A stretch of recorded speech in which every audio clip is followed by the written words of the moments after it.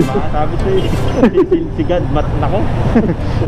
kung dati ginamit niya malaking isda, Oo nga eh. ginamit niya angkas. Angkas na, walang takas. Nagtakas.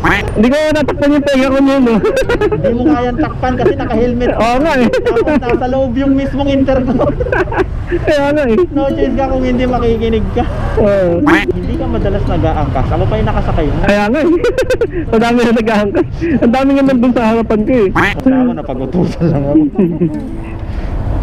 Oh no. Oh no. Hindi na ako mag-ano. Nireserve pa yung Magmamatigas. Yun. Wag mo nang i-harden yung heart mo. Matigas. Grabe, no? Oo, grabe talaga. Nag-share ako ng mga Bible verses, sir. Oh? Ayos ah. Oo nga. Sa John 3:16 lang yan, sir. Tsaka John 14:6.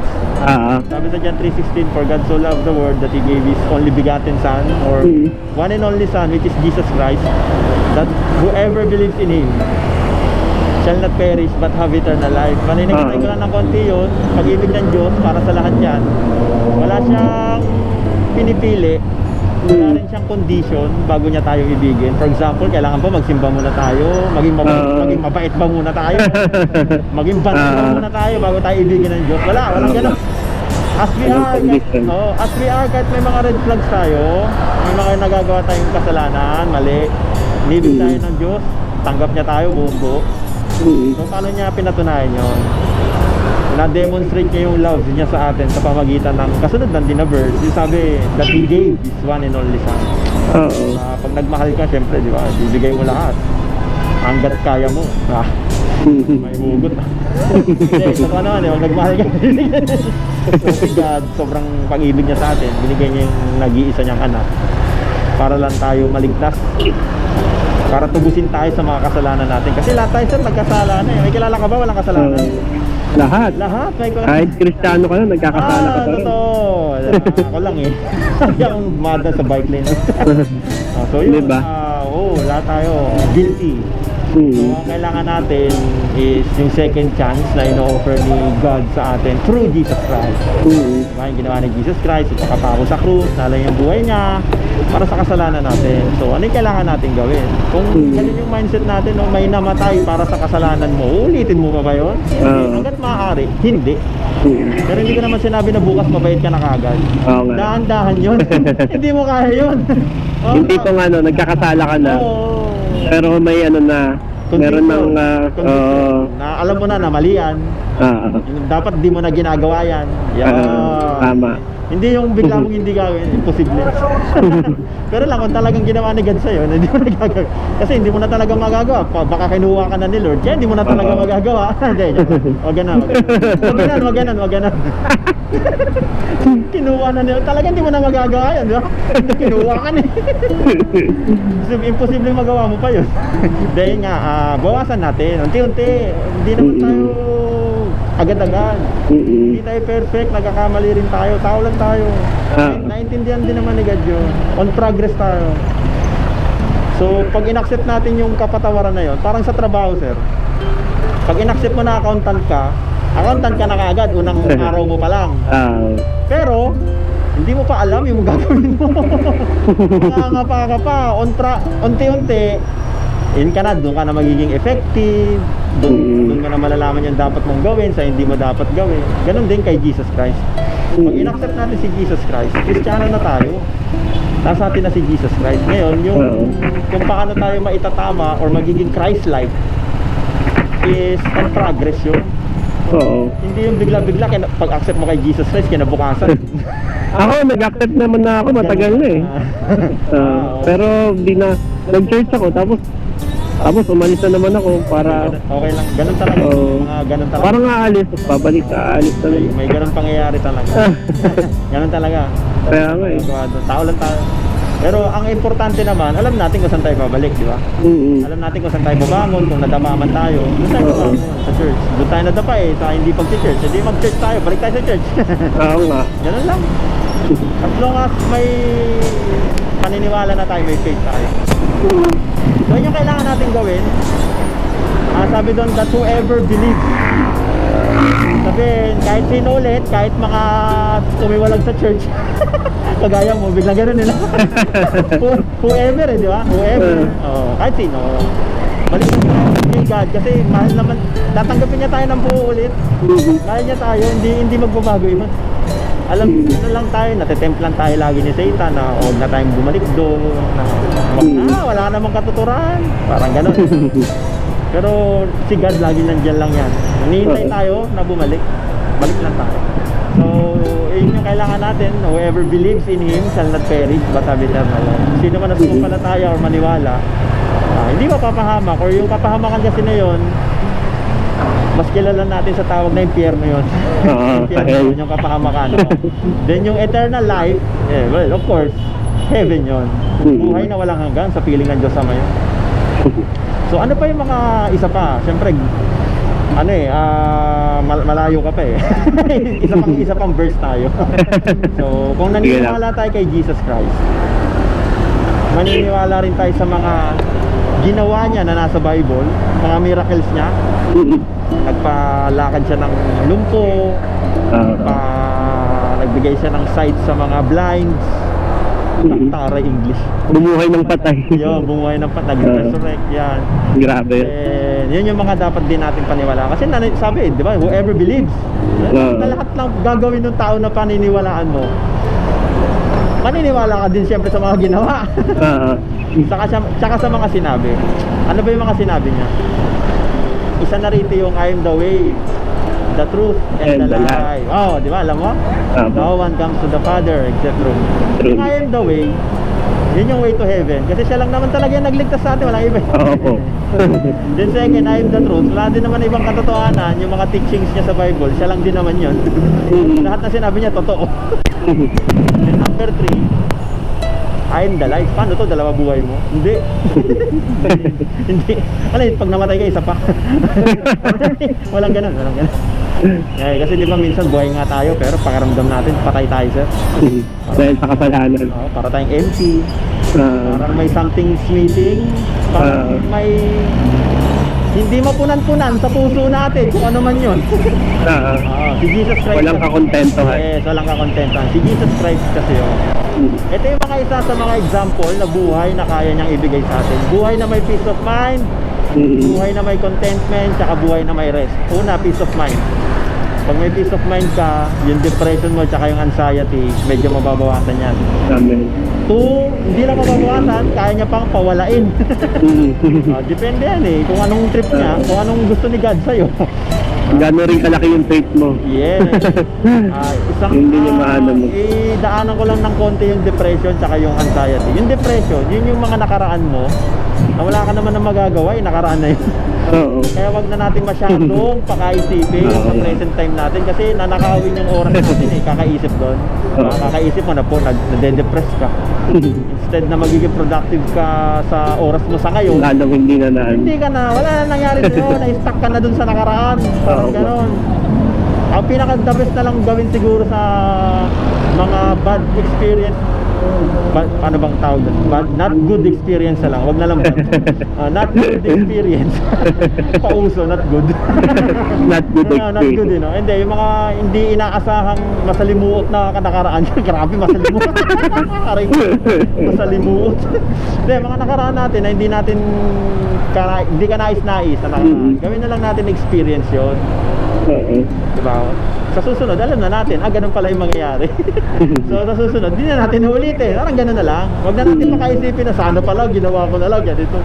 Sana pala ganito. What if? Wala na nangyari sa present time mo. Naubos na kaka-what if. Matira na. Kakaisip mo. Ayan yung depression, yung past yun. Nakaraan mo yun. Yung anxiety, anxious. Yun yung future naman. Kakaisip mo sa magiging resulta nung gagawin mo, wala na, naisip na nung iba. Ginawa na nung iba. Naunahan ka na. Kung hindi man, too late na para sa'yo, para gawin mo yung step na iniisip mo. Wala na, nilipasan ka na ng panahon. Wala na, kung sinimulan mo na kagad. As long as aligned sa kalooban ni God, gawin mo na kaagad yun. Diba? Kunyari, gusto mo magsimba. Kaya lagot ka. Ayun na nga eh. Kunyari, tinasabi sa'yo. Kasi yung kapatid ko kahapon, parang sabi niya sa akin, ano ko kuya, may wala kang pasok, sabi niya sa akin kahapon eh. Oo. Oh, pumasok ako eh. Ako kasi wala akong pasok, bakit nagisimba ka pa ba? Sabi niya, oh, nagisimba ako, kaya nga tumawag sa amin yung kapatid namin. Yari ka. Balik ka na sa simbahan mo. Ayun nga eh, parang tinatawag nga ako eh. Tapos hanggang ngayon, nagparamdam ka. Ano, yari ka nga. Hindi yari ka nga. Balik ka na. Oo nga eh. Kung gusto mo pangatlo pa, huwag na. Huwag mo na pangatlo eh. Yari ka. Parang ito yung pating na kumain kayo ano ah. Hindi, ako yun. Ay, Di ba? big yung ano. Ulit ka kasi, no? Sa kanya Jonah. Oo, kinain ako ng pating ngayon ah. Nakulong ako dito. Wala akong chance, hindi makinig. Oo nga eh. Walang takas. Wala kang takas. Di ba may mic? Ako. Narinig mo? Oo nga eh. Yan. Grabe no? Sigad dyan. Sigad dyan, di ako yan. Oo nga eh. Sigad yung nag-corner sa'yo. Oo. Sinadya pala to. Ayun. So sa anxiety mo, sa anxious mo, gusto mo mag-church o ano man, Oo nga eh. kailan mo pa ba iisipin yan? Gawin mo na kaagad. Kasi hindi mo alam, baka may blessings na napipigilang ibigay sa'yo ni God dahil hindi ka nag-church. Oo nga eh. Yari. Instead na natatamasa mo na siya, natatamasa mo na sana siya, yung gusto niyang ibigay sa'yo, Oo nga. sobrang kulit mo, hindi ka nag-church. Ayaw mo bumalik eh. Ayaw mo bumalik, hindi mo bigay-bigay sa'yo. Nahatak na tuloy ako dito. Okay, tama. Hanggang ngayon, ayan. Ngayon, ayan, tignan mo, corner na corner ka na. Walang ano eh no? Ikaw na nga yung nakapagsabi. Oo nga eh, parang umano sa akin yung kaya mo eh. Parang nasa loob mo ang pating ah. Hindi ka man nasa loob ng pating, nakasakay ka sa pating. Di ba? Oo nga eh. Yun, yung anxious. Okay, tapos na, ayoko na. Hindi, joke lang. Hindi, meron pa. Tapusin na natin. Pero ayun yung pinaka-main kung bakit, main purpose kung bakit ka napasakay sa akin. Bumalik ka na sa simbahan mo. Nagka-calling na. So bali doon na tayo sa rest. Siyempre yung rest, alam mo na yun, hindi lang yung katawan natin yung napapagod, meron din tayong soul or yung spiritual natin. Opo. Nangihina din yan, kailangan na ng word ni God. Kaya bumalik ka na ulit sa simbahan mo. Bumabalik talaga doon no? Oo nga eh. So then yung contentment, pag walang Jesus Christ, talagang ang hahanapin natin is yung wala sa atin. Pero pag may Jesus Christ na tayo, ang titignan natin is kung ano yung meron tayo na wala sa iba. Oo. Hindi ka mabless na nakakakita ka, na nakakarinig ka, nakakalakad ka, na kayang-kaya mong pumunta sa church mo, hindi ka makapunta. Lapit ko pa nga O doon. kita mo, samantalang yung iba, ang hirap na hirap makapunta ng church, pwedeng walang pamasahe, malayo. Samantalang ikaw, kayang-kaya mo lakarin. Yari ka na kay God. Oo nga eh. Bumalik ka na. Ano ba yun? Diyan kami sa ano, Santa Lucia. Ano yan? Sa Hope, Christian. Christian church. Ayan, bumalik ka na sa church mo. Ako rin church, si Chef naman ako, evangelical Christian. Okay. Diyan sa Tienda City. Kaya sabi ko nung kanina eh, oh talaga, ayos ah. Nagulat ako. Ano reaction mo eh. So yun, tas din yung huling-huli sabi niya doon, no one comes to the Father except through me. Parang siya yung ticket talaga natin to heaven eh, walang iba. Hindi mo pwedeng gamitin ticket yung kabutihan gawa mo. Oo nga. Hindi mo pwedeng gamitin ticket yung marami ka namang na-donate, natulungan. Kasi yung mga yon, yung kabutihan gawa, yung na-donate, Oo. mapagbigay, mapagmahal sa kapwa, evidence na lang yon na meron kang salvation, na naligtas ka talaga ni Jesus Christ. Kasi once na you feel saved, di ba, syempre, Ano, ang mangyayari sa'yo, magaan yung pakiramdam mo, tsaka share mo na sa iba. share mo na sa iba, tsaka magre-reflect na sa pagkatao mo yung kabutihan. Kasi nakaligtas ka eh. Opo. Oo. Nag-overflow na yung ano Yes, niya. mag-overflow na sa iyo. So yun na yun, nakasip pa naman si Jesus Christ as Lord and Savior, sir. Yes naman, di ba? So babalik ka na sa church mo. Oo nga eh. Babalik na talaga ako. Ipag-pray mo kasi talagang atakihin ka lalo eh. Oo. Kunyari, Lalo ako madidiscourage na ano, pumunta doon. pag papunta ka na dun sa alam ni Satan na tama yung gagawin mo. Magpapadala siya ng mga circumstances na talagang hindi ka makakapunta. For example, kunyari, ina-invite ka ng boss mo, tapos yung invitation ng boss mo na yon, alam mo na mapopromote ka para pag pumunta ka doon. Pero sasabihin ni God, anong mas balance sa'yo. Anong mas matimbang sa'yo? Yung pagpunta sa akin o yung pagpunta mo sa boss mo? Yung makamundo? Yung makamundo o yung eternal? Yung temporal o yung eternal? O yari ka ngayon. Oo nga eh.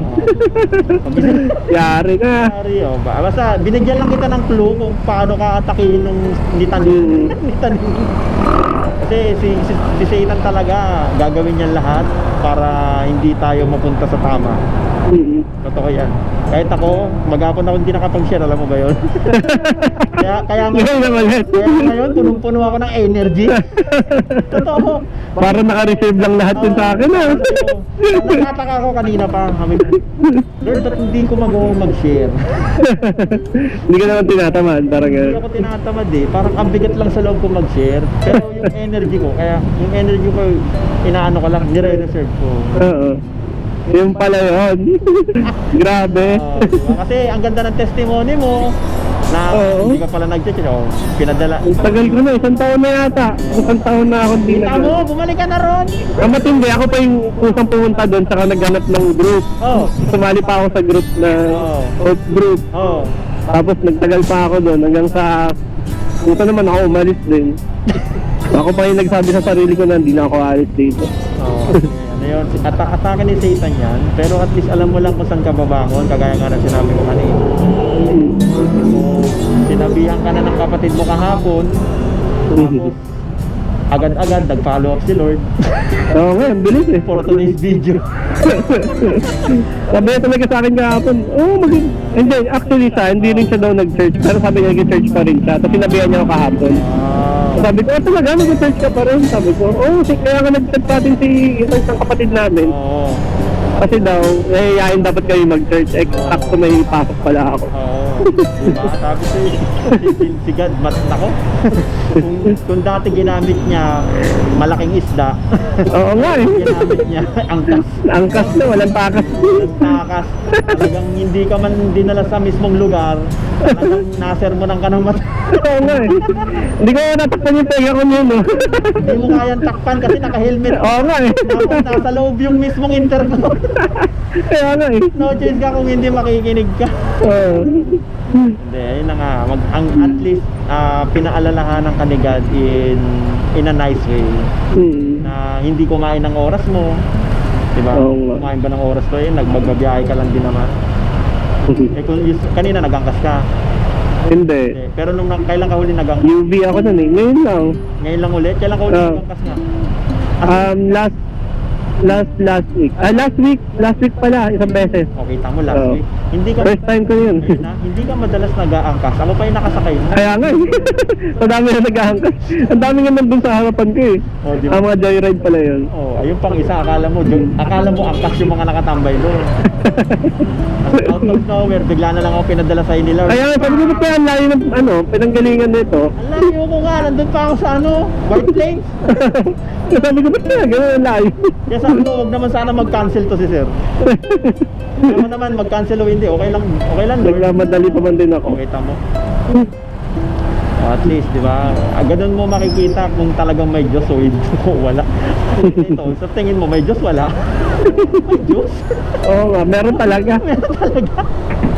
Out of nowhere, out of sobrang millions of possibilities na ako'y Kaya nga eh. Alam mo kung saan ako lagi nakatambay? Dito sa BGC. Dito? Hindi naman ako tumatambay ng doon sa Ortigas. Tumamba pa talaga. Dito lang, ikot-ikot na ako rito. Baba lang ako sa stop house. Sabi mo, akit ako rito, baba ako rito, baba ako doon, akit ako rito. Kita mo yan. Grabe talaga. Para sa'yo yan. Mahala ka na kay God. Kaya ako napag-utusan lang ako. Oh no. Oh no. Hindi na ako mag-ano. Nireserve pa yung magmamatigas. Yan. Huwag mo nang i-harden yung heart mo. Matigas. Grabe no. Grabe talaga. Pati ako natutuwa sa testimony mo. Dito na ba? Dito ay doon. Opo, dyan na po. Dito na lang ako. Hindi ako magbibigay ng sobre. Basta yun, kay God yun. Masaya ako na naging mensahero ako ni God. So, pauwi na nga ako. May dala akong pauwi na. Tignan mo yan, makapasalubong yan. Tapos nakuha ko pa yung booking mo. Tapos may battery Ayun nga, Iwan. Tapos di ako nakapag-share maghapon. Kita mo naman talaga yan. Makapangyarihan ka kay Lord. Ay, malakas ka kay Lord. Oo, talagang hinuhulog. Oo, kinukuha ka na. Hindi naman kinukuha. Talaga ako. Oo. Oo, wala akong barya. Oo. Ay, hindi, ito na. Hindi, ayun. Oo. Sige na, basta balik ko sa church mo. Sige, sige. Manuel pala, ito pala. Yung ano ko page. O, picturean mo. Ayan. Kuya Mantil. Oo, di ba? Kulit mo eh. Kulit mo eh, hindi ka nag-church eh. Yan, oo. Kita mo dyan, bukas siguro sa isang araw, dyan ka. Okay.